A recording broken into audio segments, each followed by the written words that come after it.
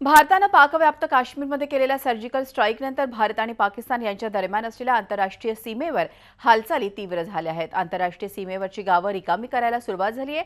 पंजाबमध्ये सीमेलगतच्या 10 किलोमीटरच्या पट्ट्यातली गावं रिकामी करण्यात आली आहेत। पाकिस्तानकडून कोणतीही लष्करी हल्ला झाला तर त्याला तोंड देण्यासाठी भारताचं लष्कर सज्ज झालंय। त्याचाच भाग म्हणून आंतरराष्ट्रीय सीमेपासून 10 किलोमीटर अंतरापर्यंतची गावं रिकामी करण्यात आली आहेत। या भागात सीमा सुरक्षा दलाची अतिरिक्त तुकडी तैनात करण्यात आली आहे।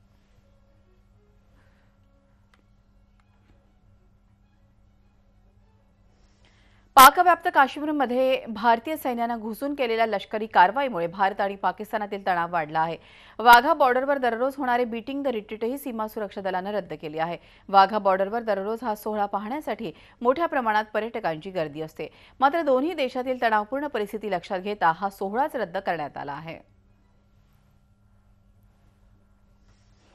पाकव्याप्त काश्मीरमध्ये भारतीय लष्करानं केलेल्या कारवाईनंतर छत्तीसगडमधल्या सुरक्षा दलाच्या जवानांनी एकच जल्लोष केला।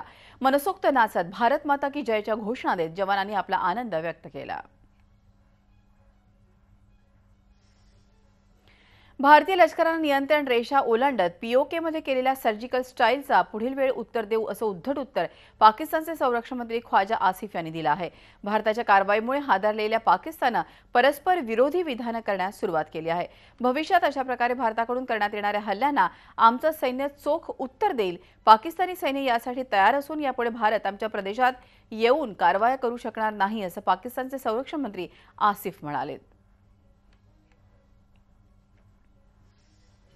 भारतीय लष्करानं पाकव्याप्त काश्मीरमध्ये घुसून केलेली कारवाई ही उरीतल्या शहीदांकरता खरी श्रद्धांजली आहे। उरीमधल्या दहशतवादी हल्ल्यात शहीद झालेल्या जवानांच्या नातेवाईकांनी ही भावना बोलून दाखवली आहे।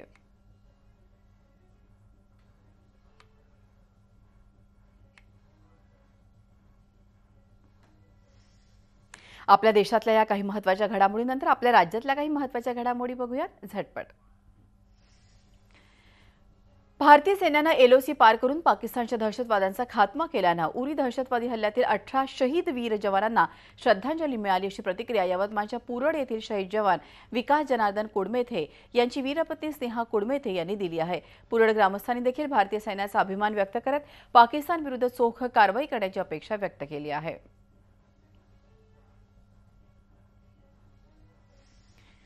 सातारा उरी येथील दहशतवादी हल्ल्याचा बदला भारतीय लष्करानं घेतला आहे। मोठी लष्करी कार्यवाही करत 35 अतिरेक्यांना लष्करानं कंठस्थान घातलं आहे। 18 सप्टेंबरला उरी हल्ल्यात साताऱ्यातील जाशी येथील लान्स नाईक चंद्रकांत गलांडे शहीद झाले होते। भारतीय लष्करानं जी धडक कारवाई केली आहे त्याबद्दल शहीद चंद्रकांत गलांडे यांच्या कुटुंबियांनी समाधान व्यक्त केलंय। मात्र अतिरेक्यांचा बिमोड होईपर्यंत ही कार्यवाही अशीच सुरू ठेवली पाहिजे अशी प्रतिक्रिया त्यांनी दिली आहे।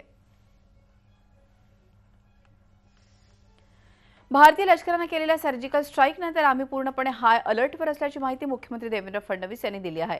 आवश्यक त्या खबरदारीच्या सर्व उपाययोजना केल्या जात असल्याचं मुख्यमंत्र्यांनी सांगितलं आहे। ज्या प्रकारे भारतीय सैन्यानं ही कारवाई केली त्याकरता भारतीय लष्कराचं आणि पंतप्रधान नरेंद्र मोदींचं अभिनंदन करत असल्याचंही ते म्हणाले।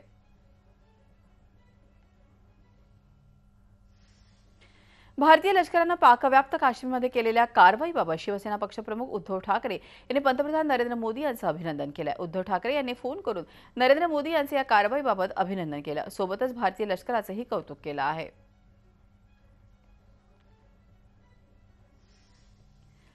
भारतीय सैन्याने प्रत्यक्ष नियंत्रण रेषेच्या आत जात दहशतवादी तळाचा केलेला खात्मा पाकिस्तानला सज्जड इशारा असल्याचं अर्थमंत्री सुधीर मुनगंटीवार यांनी म्हटलं आहे।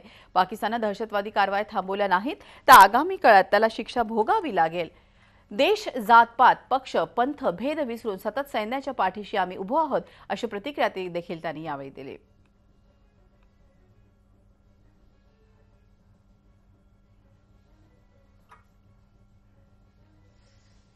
पाकव्याप्त काश्मीरमध्ये घुसून सैन्य दलानं केलेल्या कारवाईचं देशभरात स्वागत होत आहे। मुंबईत भाजप कार्यालयाबाहेरही फटाके फोडून आनंद व्यक्त करण्यात आला।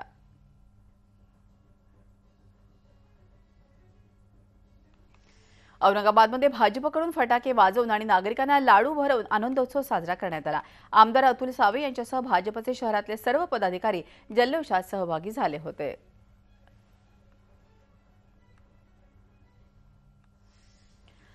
सांगलीमध्ये मनसे कार्यकर्त्यांनी आनंद व्यक्त केला। फटाके वाजवून आणि साखर वाटून भारतीय लष्कराचं अभिनंदन केलं। यावेळी मनसे कार्यकर्त्यांनी घोषणाबाजीही केली। जळगावात नागरिकांनी फटाके फोडून जल्लोष केला। स्टेशन रोड परिसरातील दुकानदारांनी फटाक्यांची आतषबाजी करून भारतीय सैनिकांचं कौतुक केलं। शनीपेठ परिसरातील नागरिकांनीही एकमेकांना पेढी भरवून फटाक्यांच्या आतषबाजीत जणू दिवाळी साजरी केली। यावेळी ढोल ताशांच्या ठेक्यावर ताल धरत नागरिकांनी भारताचा झेंडा आकाशात फैलावून जल्लोष व्यक्त केला।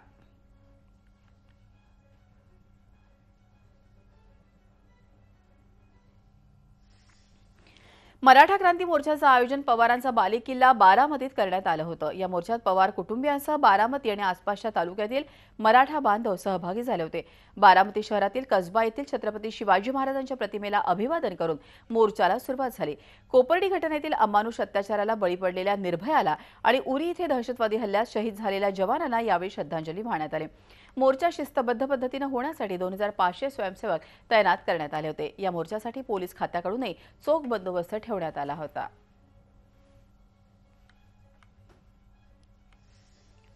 महाराष्ट्राचे मुख्यमंत्री सकारात्मक प्रतिसाद देत असल्यानं आपल्या मागण्यांना न्याय मिळेल असा विश्वास नागरिकांमध्ये निर्माण झाल्यानं महाराष्ट्रात मराठा समाजासह इतर समाजाचे मोर्चे निघत असल्याचं वक्तव्य जलसंधारण मंत्री राम शिंदे यांनी केलं।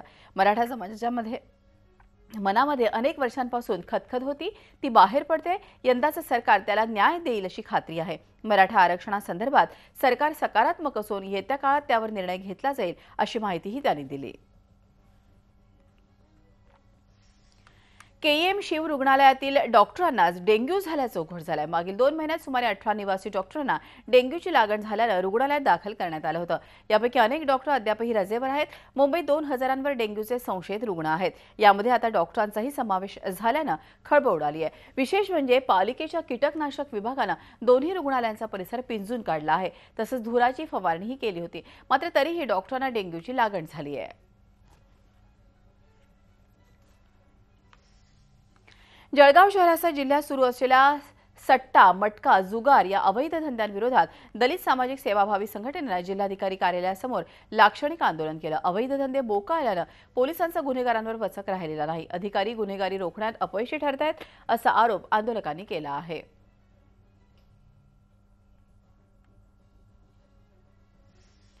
राज्यातल्या बोगस मेडिकल डिग्र्या या वाटणाऱ्या रॅकेटचा झी24 तासनं पर्दाफाश करून आता जवळपास 24 तास उलटल्यात। याविषयी प्रशासन मात्र ढिम्म आहे।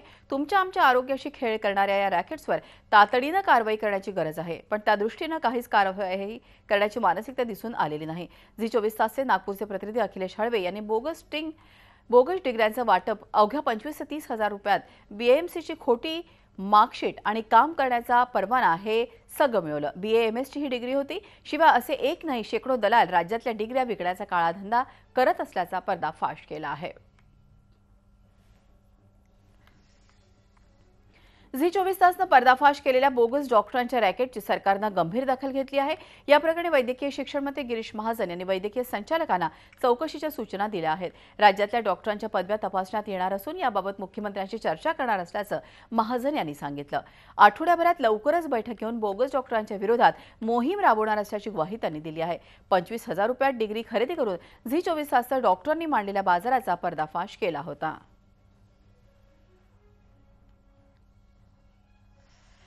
भर बाजारात दिवसाढवळ्या झालेल्या हत्येनं नागपूर हादरलं। सचिन सोमकुवर नावाच्या तरुणाचा गोकुळपेठ भागात 7 गोळ्या झाडून खून करण्यात आला। गोळ्या घालून हल्लेखोर फरार झाला। हल्ल्याचं कारण अजूनही स्पष्ट झालेलं नाही। नागपूर सक्करदरा पोलीस ठाण्यासमोर राहणाऱ्या शशिकला नाशिकराव ठाकरे यांच्या हत्याकांडाचा उलगडा करून 2 आरोपीच्या मुसक्या बांधण्यात गुन्हे शाखेच्या पथकानं यश मिळविलं आहे। शिवप्रसाद बांगरे आणि प्रवीण भांडारकर या 2 आरोपींनी क्राईम ब्रांचनं अटक केली आहे। कोणतेही कटकारस्थान नसताना केवळ ऐनवेळी मालामाल होण्याची लालसा जागवल्यामुळे रोज मजुरी करणाऱ्या आरोपींनी शशिकला यांची हत्या केल्याचं तपासात उघड झालं आहे। वनप्राण्यांवर उपचार करण्यासाठी चंद्रपूर शहराजवळ तयार करण्यात आलेल्या वन्यजीव शुश्रूषा केंद्राचे वनमंत्री सुधीर मुनगंटीवार यांच्या हस्ते लोकार्पण करण्यात आलं। वन्य प्राण्यांचा जिल्हा अशी ओळख असलेल्या चंद्रपूर जिल्ह्यात अत्याधुनिक रेस्क्यू सेंटर नसल्याबद्दल वन्यजीव प्रेमी गेल्या अनेक वर्षांपासून नाराजी व्यक्त करत होते। त्यामुळे वनविभागानं लोहारा नर्सरीजवळ हे केंद्र तयार केलेलं आहे।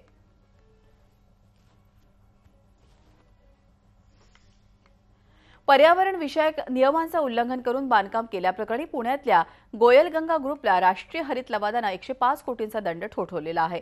त्याचप्रमाणे पुणे महापालिकेचाही हलगर्जीपणाचा ठपका ठेवत 5 लाखांचा दंड ठोठावला आहे। या पार्श्वभूमीवर मनसेनं पुणे महापालिकेच्या विरोधात आंदोलन केलं। ठाण्यात मुख्यमंत्र्यांसमोर श्रमजीवी संघटनेच्या कार्यकर्त्यांनी गोंधळ घातलेला आहे। मुख्यमंत्री देवेंद्र फडणवीस शासकीय बैठकीसाठी ठाण्याच्या जिल्हाधिकारी कार्यालयात आले होते। यावेळी श्रमजीवी संघटनेच्या कार्यकर्त्यांनी मुख्यमंत्र्यांसमोर घोषणाबाजी केली। कुपोषणासंदर्भात सरकारनं आणि मुख्यमंत्र्यांनी गंभीर व्हावं, आमच्या मुलांना वाचवावं, त्यानंतर बैठका घ्याव्यात अशा मागण्या या कार्यकर्त्यांनी केल्या आहेत। गोंधळ घालणाऱ्या कार्यकर्त्यांना पोलिसांनी ताब्यात घेतल्यानंतर पोलिसांबरोबरही त्यांची बाचाबाची झाली।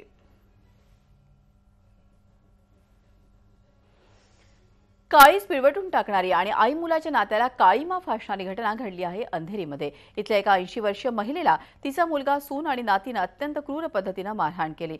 मायावती वैद्य यांना गेल्या 3 वर्ष त्यांचा मुलगा सुरेंद्र सतत मारहाण करायचा, त्याचे हाल करायचा। सुरेंद्रची बायको आणि मुलगी हे सारं व्हिडिओ शूट करायच्या। बुधवारी तर या साऱ्याचा कहरच झाला। सुरेंद्र त्याच्या आईचा गळा दाबायचा, तिला पंख्याला अडकवायचा आणि हे सगळं त्याची बायको आणि मुलगी हसत हसत व्हिडिओ शूट करत असे। एका संस्थेला याबाबत माहिती मिळताच त्याने DN नगर पोलीस ठाण्यात याबाबत तक्रार केली। महाराष्ट्र राज्य परिवहन महामंडळाच्या निलंबित कर्मचाऱ्यांसाठी आनंदाची बातमी आहे। परिवहन मंडळानं कुटुंब स्वावलंबी योजना सुरू करत 17,000 निलंबित कर्मचाऱ्यांना पुन्हा रुजू करून घेण्याचा महत्त्वपूर्ण निर्णय घेतला आहे। परिवहन मंत्री दिवाकर रावते यांनी ही माहिती दिली आहे। ते पिंपरी चिंचवडमध्ये ST चालकांच्या प्रशिक्षणाच्या उद्घाटन समारंभात बोलत होते। उजनी धरण 98% भरल्यानं सोलापूर शहराची पिण्याच्या पाण्याची चिंता आता मिटली आहे। महापौर आणि महापालिकेच्या पदाधिकाऱ्यांनी उजनीच्या पाण्याचं पूजन केलं। शहराला सध्या 2-3 दिवसाआड पाणी पुरवठा होतो आहे। उजनी पूर्ण क्षमतेनं भरल्यानं शहराला दररोज पाणी पुरवठा कसा करता येईल याची तयारी महापालिका करते आहे। सामना वृत्तपत्रात छापून आलेल्या व्यंगचित्रामुळे शिवसेनेत अनेक ठिकाणी राजीनामा सत्र सुरू असतानाच औरंगाबादमध्ये शिवसेनेच्या महिला जिल्हा परिषद सदस्यानं राजीनामा दिला आहे। जिल्हा परिषद सदस्य सुरेखा जाधव यांनी पक्षाचा आणि जिल्हा परिषद सदस्य पदाचा राजीनामा दिला आहे। मराठा समाजाबरोबरच आरक्षणाच्या मागणीसाठी मुस्लिम समाजानं आता आंदोलनाचा पवित्रा घेतला आहे। 7 ऑक्टोबर रोजी मालेगाव शहरातून मोर्चा काढून आंदोलनाची सुरुवात करण्याचा निर्णय घेण्यात आला आहे। मालेगावच्या इस्कस वाचनालयात झालेल्या मुस्लिम रिझर्वेशन फेडरेशनच्या बैठकीत हा निर्णय घेण्यात आला आहे।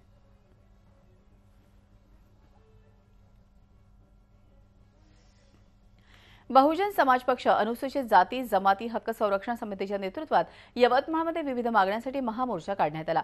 26 जानेवारी 2015च्या सुधारित जाती जमाती अत्याचार प्रतिबंध कायद्याची काटेकोर अंमलबजावणी करावी या मागणीसह विविध मागण्यांचे निवेदन जिल्हाधिकाऱ्यांना देण्यात आलं। मोर्चात विविध 35 संघटनांनी सहभाग घेतला होता।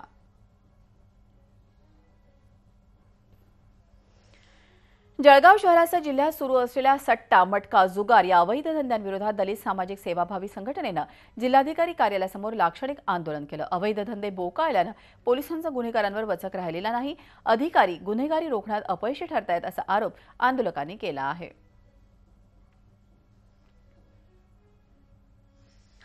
महाबळेश्वरच्या नगराध्यक्षांसह 8 नगरसेवकांना अपात्र ठरवण्याचा निकाल जिल्हाधिकारी अश्विन मुदगल यांनी दिला आहे। माजी नगराध्यक्ष DM बावळेकर यांनी केलेल्या तक्रारीवर हा निकाल देण्यात आला। या निकालामुळे महाबळेश्वरमधील राष्ट्रवादीची सत्ता संपुष्टात येण्याची चिन्ह दिसतायत।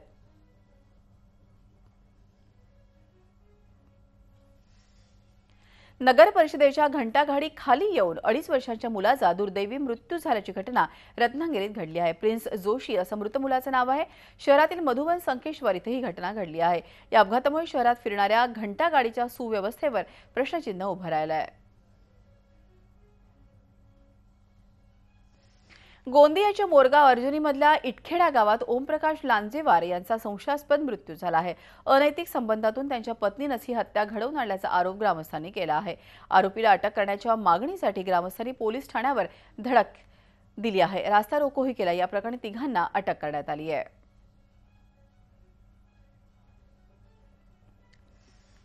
सध्या नवरात्रोत्सवासाठी टीन बँकेतून टीन पत्रे घेण्यासाठी सार्वजनिक उत्सव मंडळांनी गर्दी केली आहे। लोकवर्गणीतून 10,000 टीन पत्रे खरेदी करण्यात आले। उत्सव आटोपल्यावर सर्व टीन पुन्हा बँकेत जमा होतात। हिंदू उत्सव सहयोग समिती हा उपक्रम राबवते। औरंगाबादच्या घाटी रुग्णालयातील कर्मचाऱ्यावर रुग्णांच्या नातेवाईकांनी हल्ला करून जखमी केलं। या घटनेनंतर घाटीमधील कर्मचाऱ्यांनी काम बंद आंदोलन केलं। त्यात आशिष मोरे नावाचे कर्मचारी गंभीर जखमी झाले आहेत। पोलिसांनी 3 जणांविरोधात गुन्हा दाखल केल्यानंतर कर्मचाऱ्यांनी आंदोलन मागे घेतलं आहे। मात्र आशिष मोरे यांनी गैरवर्तन केल्यानं हा प्रकार घडल्याचा आरोप नातेवाईकांनी केला आहे। परभणीमध्ये दलित समाजाच्या वतीने जिल्हाधिकारी कार्यालयावर धडक मोर्चा काढण्यात आला। या मोर्चामध्ये मोठ्या प्रमाणात दलित समाज भगिनी आणि बांधव आबालवृद्ध सहभागी झाले होते। यावेळी तरुणींनी जिल्हाधिकाऱ्यांना निवेदन देऊन अॅट्रॉसिटी कायदा अजून कठोर करा अशी मागणी केली। झी 24 तास रहा एक पाऊल पुढे।